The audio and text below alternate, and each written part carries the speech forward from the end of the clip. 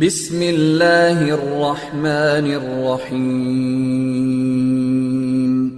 رب زدنی علما أن يكونوا خيرا منهم ولا نساء من نساء عسى أن يكن خيرا منهن ولا تلمزوا أنفسكم ولا تنابزوا بالألقاب بئس الاسم الفسوق بعد الإيمان ومن لم يتب فأولئك هم الظالمون سبحانك لا علم لنا إلا ما علمتنا إنك أنت العليم الحكيم رب اشرح لي صدري ويسر لي أمري واحلل عقدة من لساني يفقهوا قولي واحلل عقدة من لساني يفقهوا قولي.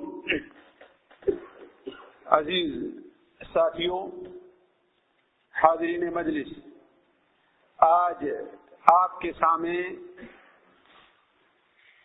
جس عنوان سے متعلق میں کچھ گفتگو کرنا چاہتا ہوں وہ ایک بڑا عام سا عنوان ہے، بلکہ اگر اس کا نام آپ کے سامنے ابھی میں لوں تو آپ میں سے بہت سے لوگوں کے ذہن میں خیال آئے گا کہ کیا یہ بھی کوئی موضوع ہے، یہ بھی کوئی عنوان ہے جس سے متعلق تقریر کی جائے؟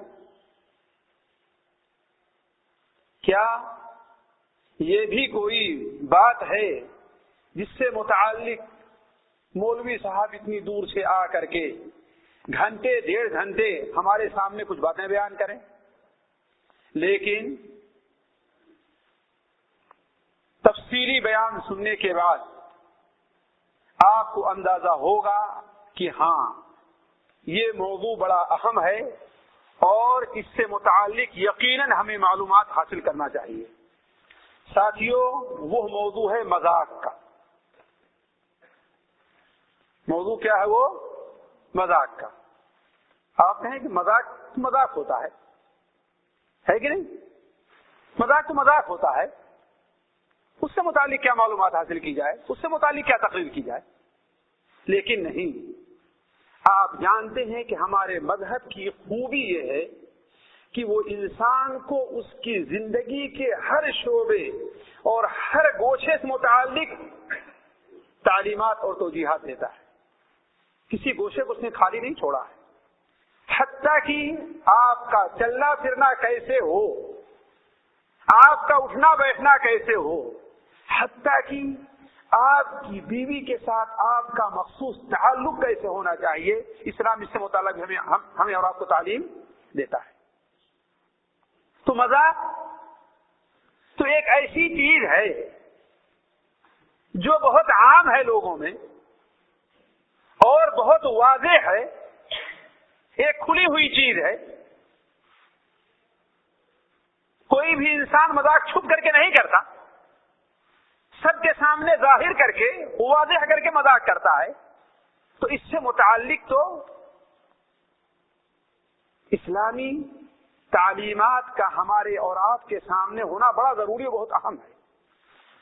اور اللہ کے رسول صلی اللہ علیہ وسلم نے اس سے متعلق ہمیں اور آپ کو کافی معلومات دی ہیں.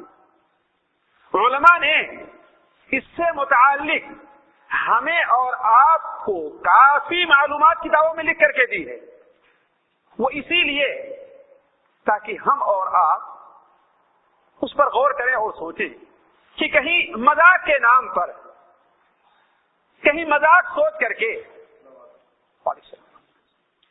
ہم غیر شرعی امور، غیر شرعی کام کا ارتکاب تو نہیں کر جا رہے ہیں. اور دیکھیں کہ بسا اوقات مذاق میں انسان کفر تک پہنچ جاتا ہے، بلکہ کافر بن جایا کرتا ہے. اس لیے ضروری ہے کہ ان معلومات کو جانا جائے. لیکن اس سے پہلے، اصل موضوع شروع کرنے سے پہلے دیکھیے، ایک بات ذہن میں ہونا چاہیے کہ اسلام کے اندر خوش طبعی، مسکرانا اور ہنسنا، لوگوں کے ساتھ ہنس کر کے پیش آنا، لوگوں کے ساتھ خندہ پیشانی سے پیش آنا، اس کی اسلام میں اور شریعت میں بڑی اہمیت ہے. اللہ تبارک و تعالی اپنے نبی حضرت محمد مصطفیٰ کی تعریف بیان کرتے ہوئے اللہ تعالیٰ فرماتا ہے فَبِمَا رَحْمَةٍ مِّنَ اللَّهِ لِنْتَ لَهُمْ فَبِمَا رَحْمَةٍ مِّنَ اللَّهِ لِنْتَ لَهُمْ وَلَوْ كُنْتَ فَظًّا غَلِيظَ الْقَلْبِ لَانفَضُّوا مِنْ حَوْلِكَ. یہ اللہ تبارک و تعالیٰ کی مہربانی ہے, اللہ تبارک و تعالیٰ کا رحم ہے کہ آپ لوگوں کے لیے نرم ہیں, نرم خو ہیں, نرم دل ہیں. اللہ نے آپ کو, اللہ تبارک تعالیٰ نے آپ کو لوگوں کے لیے رحمت بنا کر کے بھیجا ہے. جیسے کہ آپ صلی اللہ علیہ وسلم نے ارشاد فرمایا یا ایھا الناس انما انا رحمت مہداۃ, اے لوگوں میں تمہارے لیے رحمت کا ہدیہ اور تحفہ بن کر کے آیا ہوں. تو اللہ تبارک و تعالیٰ کا یہ فضل ہے کہ آپ کیا ہیں, لوگوں کے لیے نرم خو ہیں. وَلَوْ كُنْتَ فَظًّا غَلِيظَ الْقَلْبِ, اگر آپ سخت دل ہوتے, آپ بدخلق ہوتے, لَانفَضُّوا مِنْ حَوْلِكَ, لوگ آپ کے پاس سے ادھر ادھر بھٹک جاتے. آپ پاس کوئی آنے کے لیے تیار نہیں ہوتا. آپ جانتے ہیں کہ جو شخص لوگوں سے ہنس کر کے پیش آتا ہے, نرمی سے بات کرتا ہے, اچھی عادت سے پیش آتا ہے, لوگ اس کے قریب جمع ہونا چاہتے ہیں. اور جو لوگوں کو جھڑکتا رہتا ہے, ڈانٹتا رہتا ہے, لوگوں کے سامنے اپنا منہ بنا کر کے منہ بسیرے ہوئے رہا کرتا ہے, لوگ اس سے بھٹکتے اور اس سے دور بھاگتے ہیں. اسی لیے آپ صلی اللہ علیہ وسلم نے ہم لوگوں کو یہ تعلیم دی ہے کہ اگر تو اپنے مسلمان بھائی سے مسکرا کر کے بات کر دے, مسکرا کر کے پیش آئے, تو اس کا کتنا ثواب ہے, وہ صدقہ کر رہا ہے نا. سنن ترمذی وغیرہ میں اللہ کے رسول صلی اللہ علیہ وسلم فرمانے سے ابو ذر روایت کرتے ہیں کہ تبسم کا فی وجہ اخیک صدقہ, اپنے بھائی کے سامنے مسکرا کر کے پیش کرنا, مسکرا کر کے پیش آنا, خندہ پیشانی سے پیش آنا, یہ کیا ہے, صدقہ ہے. گویا صدقہ کرنے کے ثواب آپ کو مل رہا ہے. یعنی جس قدر آپ خندہ پیشانی سے پیش آئیں گے اتنا ہی زیادہ صدقہ کرنے کا آپ کو ثواب ملے گا. اور آپ جانتے ہیں بسا اوقات انسان آپ کے پیسہ دینے سے آپ سے خوش نہیں ہوگا, لیکن آپ اگر اس سے ہنس کر کے مسکرا کر کے بات کر دیں تو آپ سے خوش ہو جائے گا. آپ سے اگر پیسے کی ضرورت ہے, آپ اس سے خندہ پیشانی سے پیش نہیں آتے ہیں, تو جب بہت مجبور ہوگا تبھی آپ کے پاس پیسہ لینے آئے گا, اور وہ چاہے گا کہ کتنا جلدی ہمارا کام ہو جائے اور یہاں سے بھاگ جائیں. لیکن اگر آپ ہنس کر کے پیش آتے ہیں, خندہ پیشانی سے پیش آتے ہیں, مسکرا کر کے پیش آتے ہیں, تو وہ چاہے گا کہ کتنے دیر تک آپ کے پاس بیٹھا رہے. میں اپنی بات بتاؤں کہ ہر انسان کی زندگی میں مواقع آتے ہیں, بسا اوقات ایک شخص کے پاس, ایک آفیسر کے پاس میرا جانا ہوا, مجھے اس کے پاس مشکل سے 10 منٹ بیٹھنے کا موقع ملا ہوگا, لیکن وہ 10 منٹ گھنٹوں کے برابر تھے. اور اسی وقت سے ہم نے دعا کیا کہ اے اللہ تبارک و تعالی اس کے پاس کم سے کم دوبارہ مجھے آنے کا موقع نہ دینا. اس کے برخلاف ریاض میں ایک شخص کے پاس ایک معمولی سے کام جانے کا موقع ملا, اس نے میرے ساتھ کوئی میرے حق سے زیادہ مجھے نہیں دے دیا, لیکن اس کا تعامل اس طریقے سے تھا کہ واللہ جب بھی اس کی صورت ذہن میں آتی ہے اس کے لیے دعا نکلتی ہے اور سوچتے ہیں کاش کہ پھر مجھے موقع ملتا وہاں پہنچ جانے کا تاکہ اس کا ہنستا ہوا چہرہ مجھے دیکھ. ایسا ہوتا ہی نہیں ہوتا. تو تبسم کا فی وجہ اخیک صدقہ. اسی لیے سنا ابو داؤد میں روایت ہے, ایک لمبی حدیث ہے, بلکہ وہ حدیث ایک مکمل درس چاہتی ہے. حضرت ابو جریج جابر ابن سلیم ایک صحابی ہے بادیہ کے علاقے کے, وہ اللہ کے رسول کے پاس آنے کا اپنا قصہ بیان کرتے, ایک لمبا سا قصہ ہے. آخر میں جب وہ جانے لگے, رخصت ہونے لگے, تو انہوں نے عرض کیا اے اللہ کے رسول صلی اللہ علیہ وسلم, ہم بادیہ کے علاقے کے رہنے والے ہیں, ہم صحرا نشین ہیں, آپ مجھے کوئی ایسی تعلیم دے دیجیے, آپ مجھے کوئی ایسی بات بتلا دیجیے کہ اس سے مجھے فائدہ حاصل ہو. اس لیے کہ میں آپ کے پاس روزانہ نہیں آ سکتا, آپ کی مسجد میں صبح شام میں حاضر نہیں ہو سکتا, تو آپ مجھے کوئی ایسی جامع بات بتائیے, کوئی ایسی اچھی بات بتائیے کہ میں یہاں سے جب رخصت ہوں تو مجھے ان باتوں سے فائدہ. آخر انہوں نے لمبی تقریر کرنے کے بعد آپ نے جن باتوں کو انہیں بتایا انہیں تعلیم دی، ان میں ایک بات یہ بھی تھی لا تحقرن من المعروف شیئا، کسی بھی نیکی کو تم حقیر اور ہلکی نہ سمجھنا. کوئی بھی نیکی کا کام ہو یہ نہیں سمجھنا کہ رہے یہ تو بڑی معمولی سی چیز نہیں. نیکی اگر اللہ تعالیٰ کو پسند آ جائے اور وہ معمولی ہی سی نیکی کیوں نہیں ہے تو انسان کی زندگی کی کایا پلٹ سکتی ہے. ذرا دیکھیں، میں ان تفصیل میں نہ جا کر کے اس لیے کہ میرا موضوع دوسرا ہے، لیکن صرف اشارہ کر دوں کہ صحیح بخاری شریف وغیرہ میں وہ روایت ہے کہ ایک زانیہ عورت، ذرا دیکھیں، ایک دو بار اس سے زنا نہیں ہوا، زنا کرنا اس کا پیشہ تھا، اس نے اپنا پیشہ کرنا بنا لیا تھا. اس نے ایک اللہ کی مخلوق، وہ بھی کون سی مخلوق؟ کتا. کون سی مخلوق؟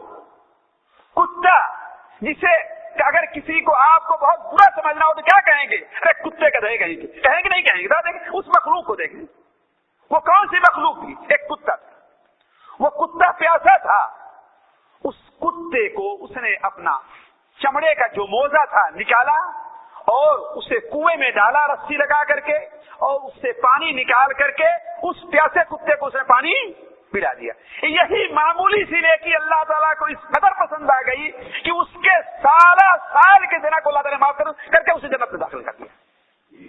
تو معمولی سی بھی نیکی ہو اسے انسان کو حقیر نہیں سمجھنا چاہیے. واللہ ہم اور آپ کتنے ایسے نیکی کے موقع ہم اور آپ ضائع کر دیتے ہیں. راستے میں جا رہے ہیں، ایک کیلے کا چھلکا پڑا ہوا ہے کہ نہیں؟ ہم اسے جھک کر کے اٹھانا اور اسے کوڑے دان میں ڈالنا اپنی توہین سمجھتے ہیں، ہے کہ نہیں؟ بیپسی کا ڈبہ پڑا ہوا ہے، سوچیں آپ کہ اس میں اگر بیپسی ہو، کوئی گاڑی زور سے اسے رونتے ہوئی جائے اور اس سے جو بیپسی ہے چیڑا نکلے گا تو کسی مسلمان کا، کسی بھائی کا کپڑا گندا ہو سکتا ہے کہ نہیں؟ اندر اسے مسلمان تکلیف پہنچ سکتی نہیں پہنچ سکتی؟ وہ ہوتی ہے. خود ہمارے اور آپ ساتھ ایسا معاملہ پیش آیا ہوتا ہی نہیں ہوتا. اگر ہم اسے اٹھا کر کنارے کر دیں تو معمولی سی نیکی ہے نا، لیکن اس پر کوئی توجہ دیتا ہے؟ ایک مسلمان بھائی سے ہم ملاقات کریں تو بجائے اس کے کہ السلام علیکم، اس نے سلام کیا، وعلیکم السلام ورحمۃ اللہ، آنکھیں چڑھی ہوئی ہیں، چہرہ سلا ہوا ہے ہمارا، ہوتا ہی نہیں ہوتا ہے. اور لوگ اسے اپنے طور پہ کیا سمجھتے ہیں؟ فخر سمجھتے ہیں، بڑا پن سمجھتے ہیں کہ ہاں ہم اس میں بہادری کا کام کر رہے ہیں. لیکن اگر اسے کہیں وعلیکم السلام ورحمۃ اللہ وبرکاتہ، آپ آگے بڑھ کر کے ہاں بھائی السلام علیکم ورحمۃ اللہ وبرکاتہ، یہ کتنی بڑی نیکی ہے کہ نہیں ہے؟ تو آپ نے فرمایا لا تحقرن من المعروف شیئا، کوئی بھی نیکی ہے اسے تم حقیر نہ سمجھنا. اگرچہ تم اپنی ڈول کا پانی اپنے بھائی کے ڈول میں ڈال رہے ہو، وَلَوْ أَن تَلْقَى أَخَاكَ وَأَنْتَ مُنبَسِطٌ إِلَيْهِ وَجْهَكَ، اور یا کہ اپنے بھائی سے تم بات کر رہے ہو تو تم ہنس کر کے بات کر رہے ہو، مسکرا کر کے بات کر رہے ہو. اسی لیے دیکھیے اللہ کے رسول صلی اللہ علیہ وسلم کی صفت بیان کرتے ہوئے بعض صحابہ کرام بیان کرتے ہیں، انہیں میں سے عبداللہ ابن حارث الجمحی بھی ہیں، وہ بیان کرتے ہیں کہ اللہ کے رسول صلی اللہ علیہ وسلم سے زیادہ مسکرانے والا ہم نے کسی اور کو نہیں دیکھا. آپ سب سے زیادہ مسکرانے والا ہم نے کسی اور کو نہیں دیکھا ہے. جس سے بھی بات کریں، حتیٰ کہ بسا اوقات اگر آپ کسی سے ناراض بھی رہا کرتے تھے تو پھر بھی اس کے ساتھ آپ مسکرا کر کے اس سے بات کیا کرتے تھے. جیسا کہ صحیح بخاری شریف وغیرہ میں ہے، حضرت جریر بن عبداللہ البجلی وہ بیان فرماتے ہیں، صحیح بخاری اور مسلم میں روایت ہے کہ جب سے میں مسلمان ہوا ہوں اللہ کے رسول صلی اللہ علیہ وسلم نے ہمیں کبھی بھی اپنے دروازے سے واپس نہیں کیا ہے، اور جب بھی آپ نے ہم سے ملاقات کی ہے، جب بھی آپ ہمارے آمنے سامنے ہوئے ہیں، آپ نے ہم سے مسکرا کر کے بات کی. تو عرض کرنے کا مقصد یہ ہے کہ ساتھیو، ہمیشہ انسان بدخلق بنا رہے، اپنے چہرے کو بگاڑے رہے، اپنے انا میں رہے تکبر میں رہے، اپنے بھائی سے خوش مزاجی سے ہنس کر کے بات نہ کرے، یہ شریعت کی اصطلاح میں، شریعت کی نظر میں کبھی بھی پسند نہیں ہے۔ اللہ کے بندے، آپ اپنے مسلمان بھائی سے مال میں زیادہ ہے، مان لیا، آپ کا کپڑا اس سے اچھا ہے، مان لیا، آپ کا وظیفہ اور منصب اس سے اچھا ہے، مان لیا، لیکن آپ کو کیا معلوم کہ جنت میں وہ مسلمان بھائی آپ سے ہو سکتا ہے کہ نہیں ہو سکتا؟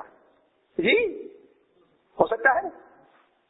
بھلا بتائیے کہ دنیا کے لحاظ سے ابو جہل و ابو لہب افضل تھے یا کہ بلال حبشی افضل تھے؟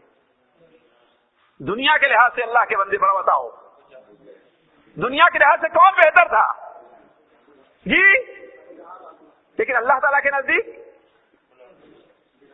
کوئی مقام، کوئی مناسبت ہے دونوں کے مقام میں؟ زمین اور آسمان کے درمیان جتنی بھی مناسبت نہیں ہے کہ نہیں ہے؟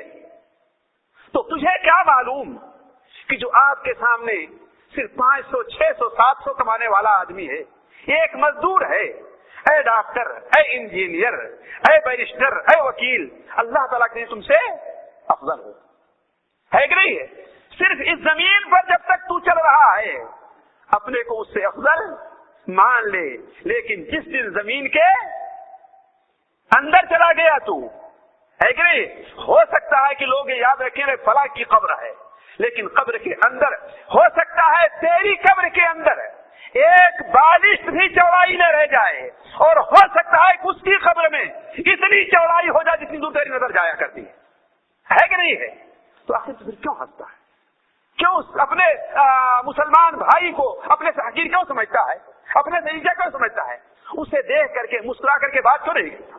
تو عرض کرنے کا مقصد یہ ہے ساتھیو، یہ کہ مسلمان بھائی سے مسکرا کر کے پیش آنا، ہنسنا، ان کے ساتھ کبھی دل لگی کی باتیں کرنا، دل جوئی کی باتیں کرنا، ہنسنے کی باتیں کرنا، یہ اللہ تبارک و تعالیٰ کو پسند اور بہت ہی زیادہ پسند ہے۔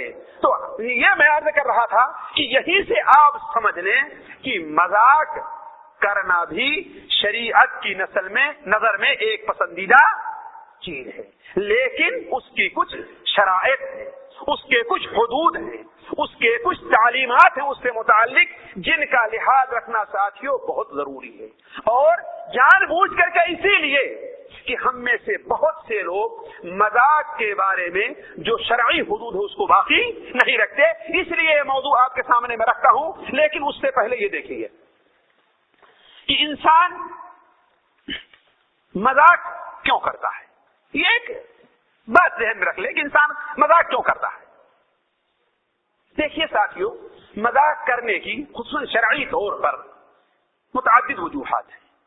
ایک وجہ تو یہ ہے کہ انسان خوش طبعی کے لیے، دل بہلانے کے لیے عورتوں اور بچوں اور اپنے سے چھوٹے لوگوں سے مذاق کرتا ہے کہ انہیں اپنے قریب کرے، انہیں ایک شوق دلائے۔ اگر ہم مثال کے طور پر ایک استاد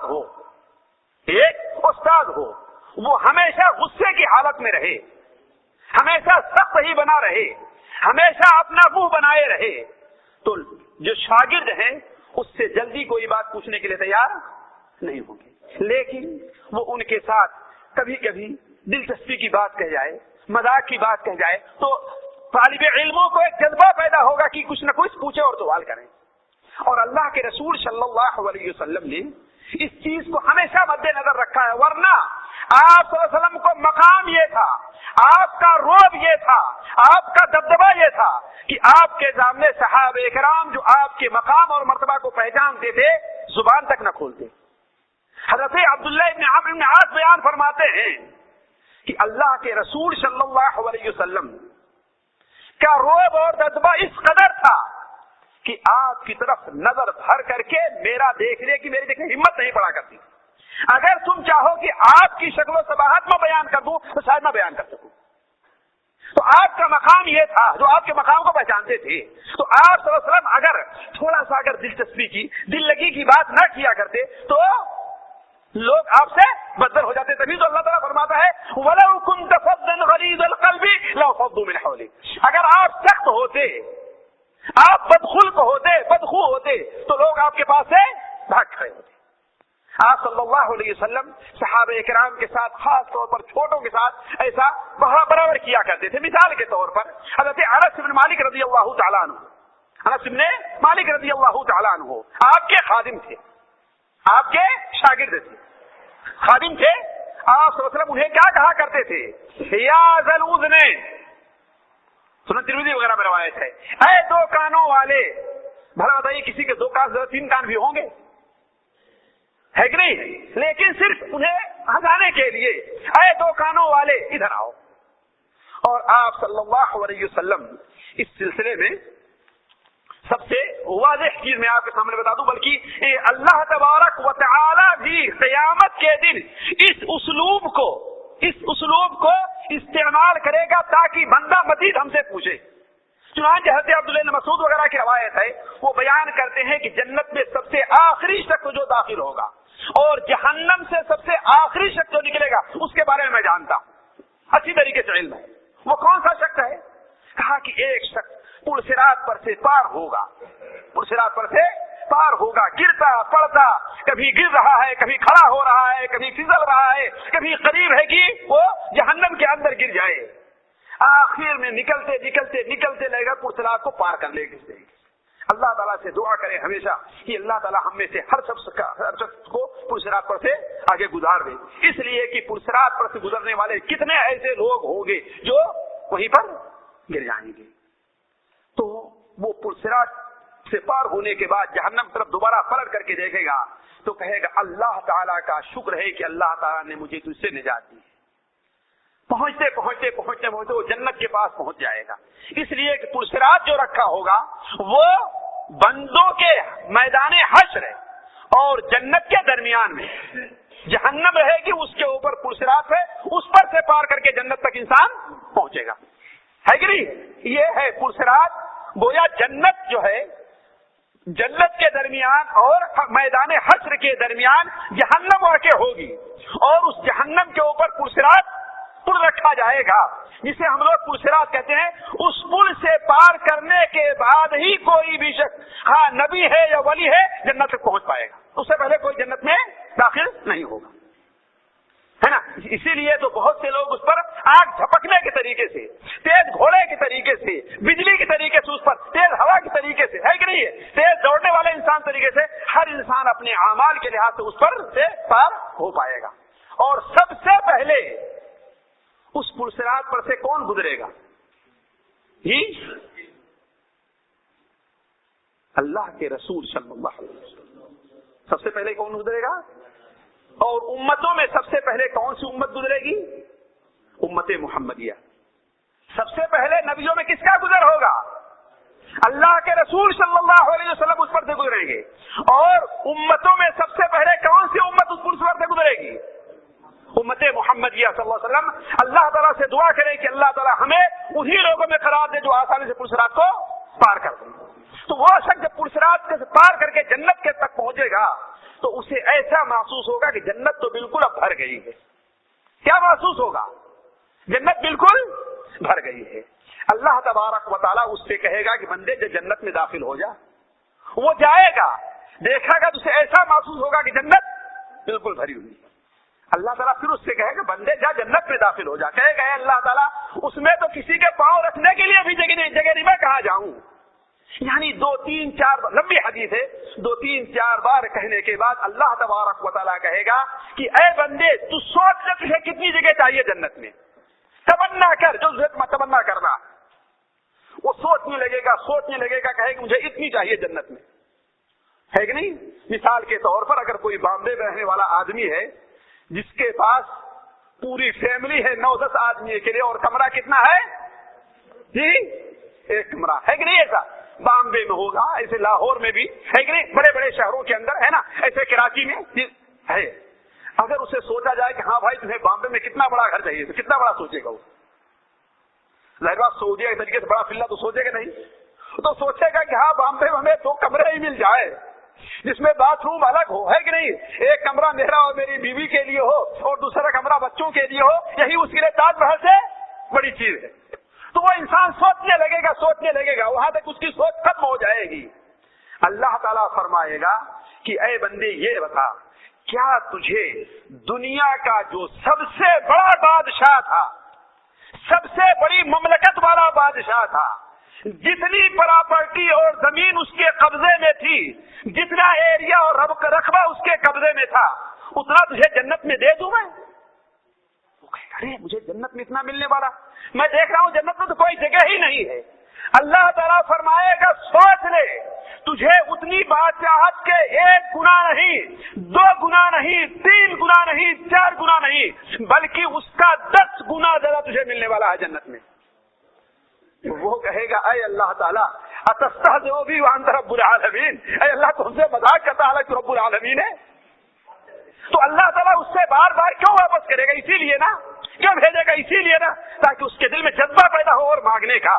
ورنہ اللہ تعالیٰ ابھی جہنم کا خوف اس کے دل میں تھا، ادھر جنت میں اس کے لیے جگہ نہیں مل رہی ہے۔ تیسری اللہ تبارک و تعالیٰ کا خوف، وہ تو جنت کے لیے کچھ مانگنے کے لیے تیار نہیں، وہ تو یہی بہت سمجھے گا کہ اچھا وہ جہنم سے مجھے نجات مل گئی ہے بس۔ تو اللہ تعالیٰ بار بار اس سے سوال کرتا رہے گا اور اس سے یہ کہتے یہاں تک کہ وہ یہ سمجھے گا اللہ تعالیٰ ہم سے مذاق کر رہا ہے، اللہ تعالیٰ ہمارا مذاق اڑا رہا ہے، یہ سمجھے گا۔ حالانکہ اللہ کیوں اس کو یہ جذبہ دلا رہا ہے؟ اسی لیے نا شوق دلا رہا ہے تاکہ اسے جتنا کچھ بھی مانگنا ہے وہ مانگ لی جائے۔ تو عرض کرنے کا مقصد یہ ہے کہ انسان کبھی کبھار مذاق اسی لیے کرتا ہے، اللہ کے رسول نے اس نے مذاق کیا ہے تاکہ انسان کے دل میں کیا ہے مانگنے کا جذبہ پیدا ہو۔ عام طور پر یہ چیزیں آپ عورتوں سے اور بچوں سے کیا کرتے تھے۔ چنانچہ ایک عورت، امام غزالی رحمہ اللہ اپنی کتاب احیاء علوم الدین کے اندر نقل کرتے ہیں، وہ پرانی ایک کتاب کے حوالے سے، کہ ام ایمن نامیہ ایک صحابی تھی، اللہ کے رسول کے پاس آئیں۔ کیا تھا ان کا نام؟ ام ایمن تھا۔ اللہ کے رسول کی خدمت میں حاضر ہوئی اور کسی مقصد کے لیے، اور کہا اے اللہ کے رسول صلی اللہ علیہ وسلم، میرے شوہر آپ سے کچھ یہ چاہتے ہیں۔ ظاہر بات ہے ایک عورت ہے، آپ صلی اللہ علیہ وسلم اگر اس کے ساتھ اسی طریقے سختی سے باتیں کرے تو وہ اپنا مقصد ظاہر نہ کر پائے گی۔ تو کہا اچھا تو کس کی بیوی ہے؟ کس کی بیوی ہے؟ فلاں کی بیوی۔ اچھا اسی کی بات کر رہی ہے نا جس کی آنکھوں میں سفیدی ہے؟ آنکھ میں سفیدی ہونے کیا معنی ہوتا ہے ہمارے یہاں جی؟ کہ اس کی بینائی چلی گئی، یہی تھا نا، آنکھ اس کی سفید ہو گئی، یہی بنا رہتا ہے نا۔ وہ کہنے لگی نہیں میرے شوہر کی آنکھ میں سفیدی تو نہیں ہے۔ کہا نہیں، ہم نے دیکھا ہے ان کی آنکھ میں سفیدی بہت زیادہ ہے۔ سفیدی کیا ہے؟ بہت زیادہ ہے۔ کہا کہ نہیں میرے شوہر کی آنکھ میں اتنے دن سے ان کے ساتھ رہ رہے ہوں، وہ مقصد یہی تھا کہ آپ صلی اللہ علیہ وسلم اسے تھوڑا سا بہلائیں تاکہ اپنا جو مقصد لے کر کے آئی ہے اس کا اظہار آپ کے سامنے کر سکے، یہ نہیں کہ آپ کے خوف سے، آپ کے دبدبے سے اپنا مقصد آپ کے سامنے ظاہر نہ کر سکے۔ چنانچہ واپس جا کر کے بہت غور سے اپنی شوہر کی آنکھوں میں دیکھتی ہے تو اسے کہیں سفیدی نظر نہیں آ رہی ہے۔ اس کے شوہر نے کہا تو کیا دیکھ رہی ہے؟ کیا دیکھ رہی ہے؟ کہا اللہ کے رسول صلی اللہ علیہ وسلم نے یہ بات کہی ہے۔ کہا کہ پاگل کہی کہ اللہ کے رسول نے سچ کہا ہے، تو نہیں دیکھتی کہ میری آنکھ میں سیاہی زیادہ سفیدی ہے؟ ہر انسان کی آنکھ میں زیادہ چاہیے کہ سفیدی ہے، بتائیے سفید حصہ کیا حصہ زیادہ ہے جی؟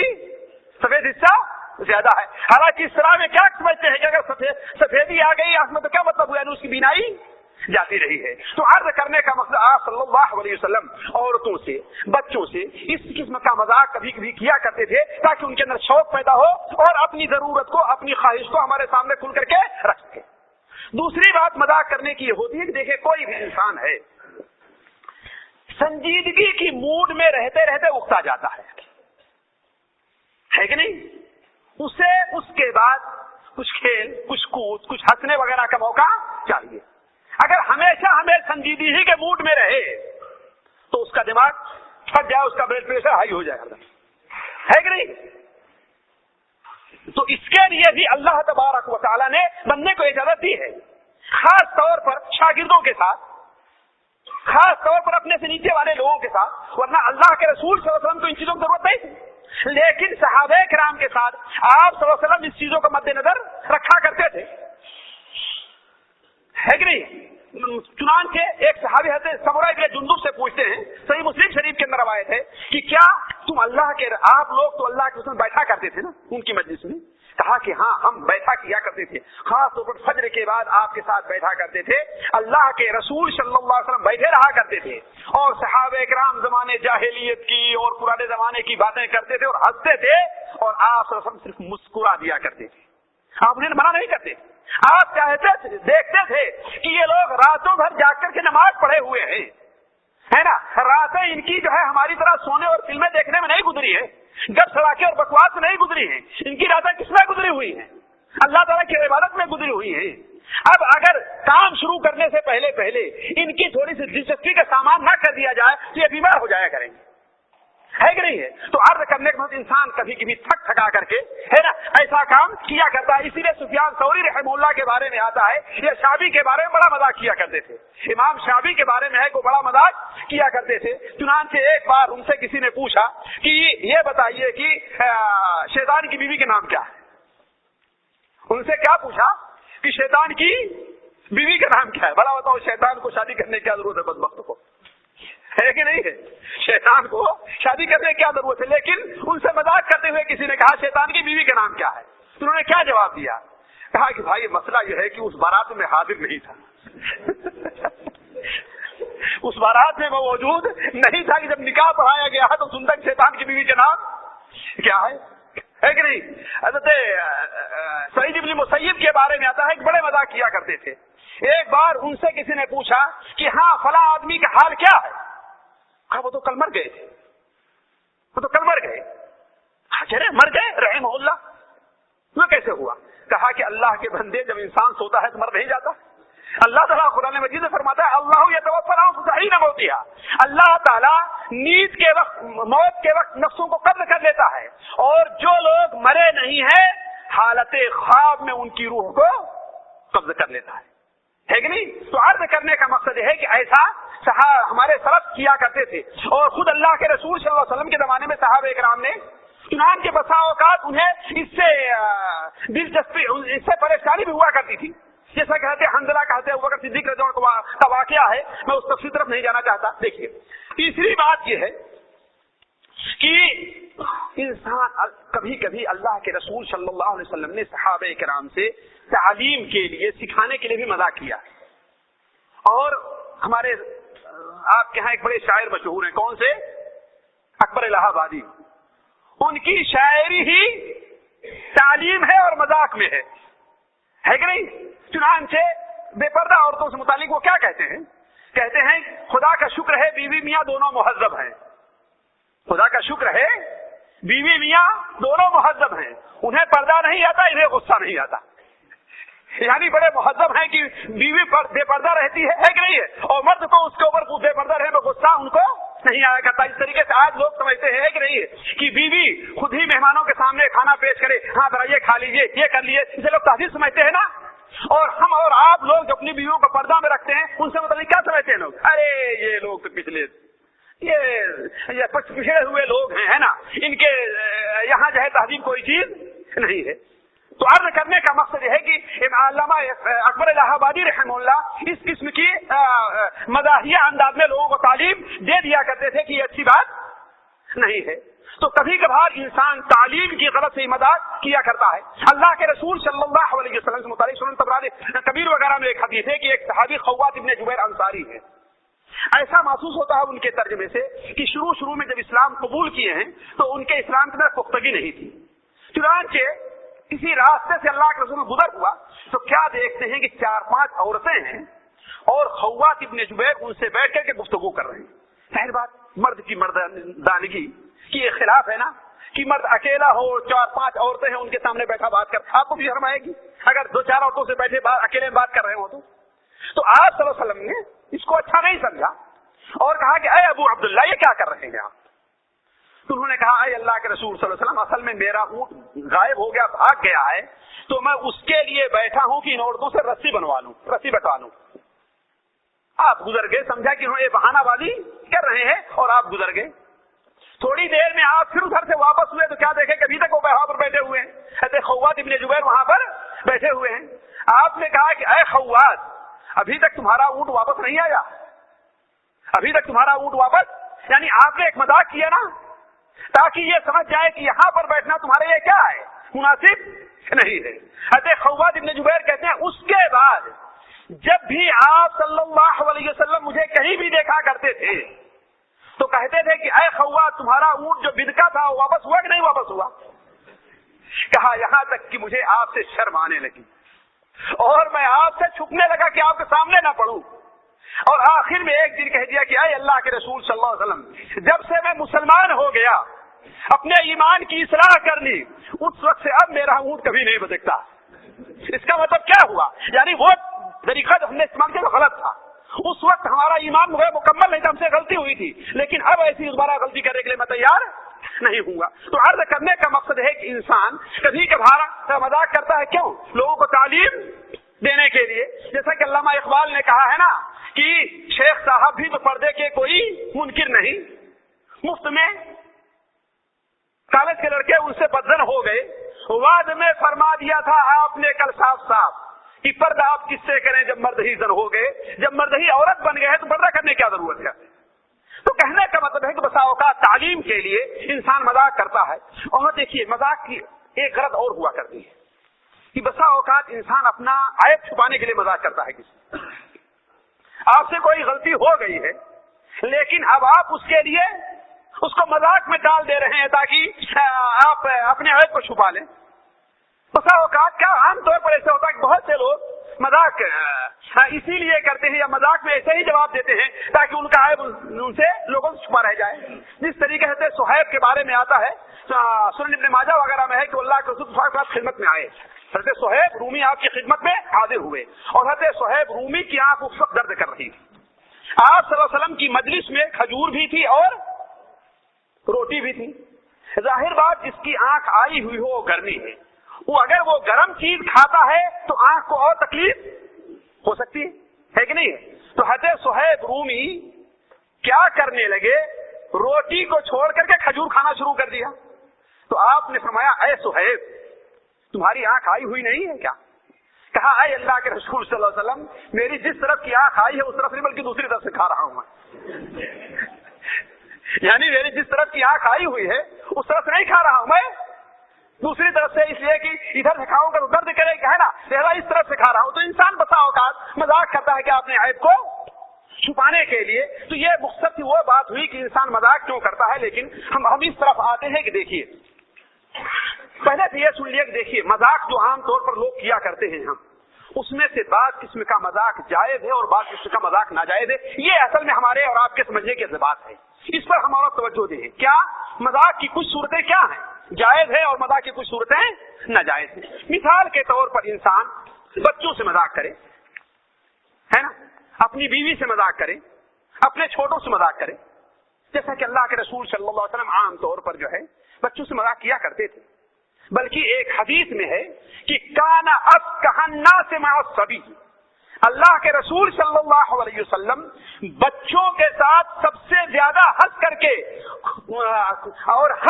اور مذاق کر کے بات کرنے والے تھے.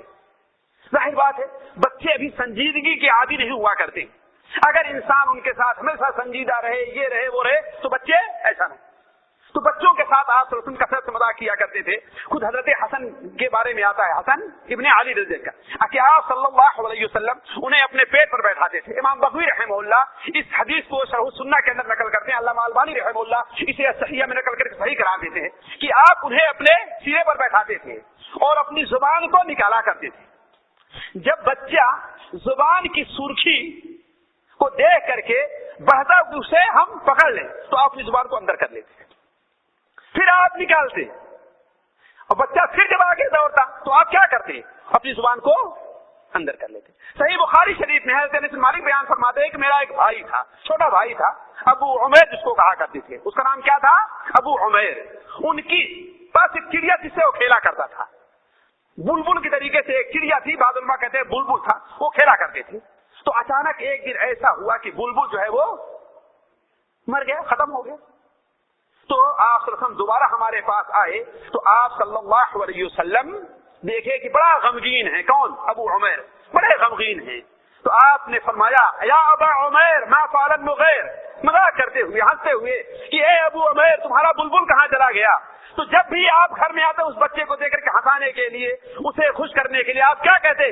اے ابو عمیر ما فعل النغیر، اے ابو عمیر تمہارا بلبل، تمہاری بلبل چڑیا جو تھی وہ کہاں چلی گئی؟ تو عرض کرنے کا مقصد کہ انسان کے لیے جو جائز مذاق ہے وہ یہ ہے کہ انسان بچوں سے مذاق کرے، اپنے چھوٹوں سے مذاق کرے۔ دوسری صورت یہ ہے کہ انسان اپنے ساتھیوں سے مذاق کرے، اپنے ہم عمر لوگ ہوں، اپنے ساتھ کام کرنے والے لوگ ہوں، اس لیے کہ انسان ورکشاپ پہ کام کر رہا ہے، اگر ہر دم ایک ہی سنجیدگی کا مزاج ہو تو انسان اکتا جاتا ہے۔ تو بسا اوقات ساتھیوں میں کبھی کھانے کے لیے، کبھی پینے کے لیے، کبھی کسی کی بات پر کچھ نہ کچھ مذاق چلتا رہتا ہے تاکہ تھوڑی سی دلچسپی رہے، اور یہ چیز کیا ہے؟ جائز ہے۔ شریعت نے اس کو جائز قرار دیا، کیوں؟ اس لیے کہ اللہ تعالیٰ انسان کے مزاج کو جانتا ہے۔ چنانچہ امام بخاری رحمہ اللہ اپنی کتاب المفرد میں نقل کرتے ہیں کہ صحابہ کرام آپس میں جب بیٹھتے تھے تو تربوز کا چھلکا کھا کر کے تربوز کا چھلکا ایک دوسرے پر پھینکا کرتے تھے۔ ہوتا ہے نا، آپ لوگ کھجور کھائے اور گٹلی کسی دوسرے کے اوپر پھینک دیا۔ تو تھوڑا سا دلچسپی کے لیے، مذاق کے لیے ساتھیوں کے ساتھ مذاق کرنا جائز ہے، اگر اس میں تھوڑے سے عمر کا فرق بھی رہے چھوٹے اور بڑے کا تو اس میں بھی کوئی حرج کی بات نہیں ہے۔ اسی طریقے سے حضرت عائشہ رضی اللہ تعالی عنہا کون ہے؟ آپ لوگ جانتے ہیں کون ہے؟ آپ کے ان کے والد کا نام کیا ہے؟ حضرت عائشہ جی ابو بکر صدیق۔ ہاں ماشاء اللہ، اتنا تو معلوم ہے نا۔ آپ کے سب سے بڑی بیوی کون تھی؟ حضرت عائشہ رضی اللہ تعالیٰ تھی جی۔ ہاں، حضرت عائشہ رضی اللہ تعالیٰ عنہ وہ بیوی تھی کہ آپ نے ان کی سب سے چھوٹی عمر تھی جب آپ نے ان سے شادی کیا ہے۔ آپ نے شادی کیا، ان کی عمر 6 سال کی، تو رخصتی ہوئی تو ان کی عمر 9 سال کی تھی، اور جب اللہ کے رسول نے انتقال کیا تو ان کی عمر کتنی تھی حضرت عائشہ کی؟ اللہ کے رسول کے انتقال ہوا تو ایسا کتنی عمر تھی؟ بولو بھائی جی۔ ہاں صحیح، 18 سال ان کی عمر تھی، اس لیے کہ دوسری ہجری کے اندر ان کی رخصتی ہوئی 9 سال کی تھی، اور 9 سال آپ کے ساتھ رہی تو کتنی عمر ان کی ہوئی آپ کے انتقال کے وقت؟ 18 سال ان کی عمر رہی، لیکن 18 ہی اس 9 سال کے اندر حضرت عائشہ نے دین کی وہ معلومات اکٹھا کر دی تھی کہ دنیا کی دین سے متعلق سب سے بڑی عالمہ عورت تھی، ہے کہ نہیں؟ ان سے پہلے دین کی اتنی بڑی عالمہ عورت کوئی نہ پیدا ہوئی ہے، نہ اب انشاءاللہ کوئی پیدا ہوگی۔ حضرت عائشہ رضی اللہ تعالیٰ وہ بیان کرتی ہیں، مسند ابو یعلا میں حدیث ہے کہ ایک بار اللہ کے رسول صلی اللہ علیہ وسلم کے لیے میں حلوہ بنا کر کے لائیں، وہ میٹھا حلوہ ہوتا ہے نا، گیلا تھا، جس کو حریرہ عربی زبان میں کہتے ہیں۔ اس وقت ان کے پاس سودا بھی آ گئی۔ کون آ گئی حضرت؟ یہ کون تھی؟ یہ کون تھی؟ حضرت سودا، آپ صلی اللہ علیہ وسلم کی بیوی تھی۔ حضرت خدیجہ کے انتقال کے بعد سب سے پہلے آپ نے انہیں سے شادی کی تھی۔ حضرت خدیجہ کے انتقال کے بعد سب سے پہلے آپ نے کس سے شادی کی تھی؟ حضرت سودا بنت زمعہ سے، وہ بھی آ گئی۔ تو حضرت عائشہ نے ان سے کہا کہ لو تم بھی کھاؤ، لو تم بھی کھاؤ، لیکن جانتے ہیں ایک تو سوایت کا معاملہ رہا کرتا ہے کہ نہیں ہے، اور ایک تو ویسے انسان کبھی کبھار تکلف کرتا ہے۔ انہوں نے کہا کہ نہیں میں نہیں کھاتی۔ حضرت عائشہ رضی اللہ عنہا نے کہا اگر کھانا ہے تو کھاؤ، ورنہ ابھی تمہارے منہ کے اوپر اس کو لیپ دیتی ہوں میں۔ چنانچہ انہوں نے انکار کیا، حضرت عائشہ نے اس حلوے کے اندر حریرہ میں اپنا ہاتھ ڈالا اور حضرت سودا کے منہ پر جا کر لیپ کر دیا۔ آپ صلی اللہ علیہ وسلم، مذاقی تو ہے نا، یہ مذاقی تو ہے، کس کے سامنے؟ آپ کے سامنے، آپ بیچ موجود ہیں، یہاں پر حضرت عائشہ حضرت سودا ہے۔ آپ نے حضرت سودا سے کہا اپنا بدلہ کیوں نہیں لے لیتی؟ کیا کہا؟ اپنا بدلہ کیوں نہیں لے لیتی؟ چنانچہ حضرت سودا کا ہاتھ حلوے میں رکھا اور کہا جاؤ اس کے منہ پر بھی لپیٹو۔ چنانچہ حضرت سودا گئی اور حضرت عائشہ کے منہ کے اوپر وہ حلوہ لیپ کر دیا۔ ظاہر بات یہ مذاق تو ہے، اللہ نے اجازت کیوں دی؟ اس لیے کہ ساتھیوں میں، آپس کے لوگوں میں اس قسم کے مذاق کی گنجائش ہے۔ اگر ایسا نہ کیا جائے تو انسان کیا کرے گا؟ بالکل ہی ایسا بن جائے گا کہ لوگ اس کے پاس سے بدکیں گے، آئے نہیں چاہیں گے۔ تیسری صورت جائز مذاق کی ہے کہ انسان اپنی بیوی سے مذاق کرے، اپنی بیوی سے مذاق، اور یہ چیز کیا ہے؟